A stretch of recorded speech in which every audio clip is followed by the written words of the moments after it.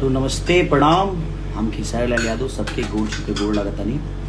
और thank you so much आप सबका कि आपने चुम्मा चुम्मा को और सारेगामा हम बसपरी को इतना प्यार दिया और एक नंबर ट्रेंडिंग पे ट्रेंड कराया, उसके लिए दिल से धन्यवाद। और 15 मिलियन भी हो गया है उसका।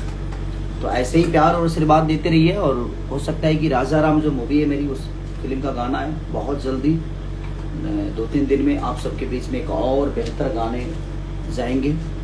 तो ऐसे ही प्यार। और जो अभी जो मेरा गाना रिलीज हुआ है आरजे म्यूजिक से, उसको भी बहुत सारा प्यार मिल रहा है। तो ऐसे ही प्यार और आशीर्वाद देते रहिए। हम ऐसे ही बेहतर बेहतर चीज़ें आपको लाते रहेंगे। और सारेगामा हम बसपरी को ऐसे ही मोहब्बत करिए। और चुम्मा चुम्मा को और रेशियो में हम चाहते हैं कि कम से कम लंबा रहे।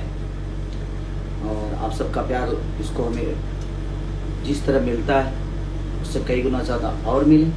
और ऐसे ही स्नेह प्यार हमें बचाते रहिए।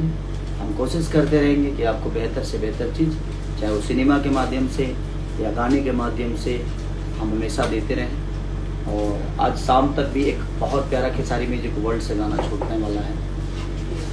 और ईका करेलू गाने का नाम है, ईका करेलू।